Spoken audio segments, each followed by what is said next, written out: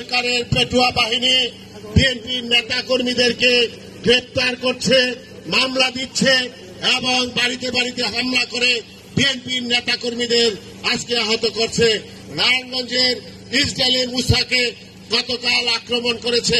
আমরা এই সভা থেকে তার নিন্দা জানাই এবং আজকে এই সভা যারা আয়োজন করেছেন, সম্মেলন যারা আয়োজন করেছেন, বিএনপির পক্ষ থেকে আমরা তাদেরকে ধন্যবাদ জানাই, কৃতজ্ঞতা জানাই।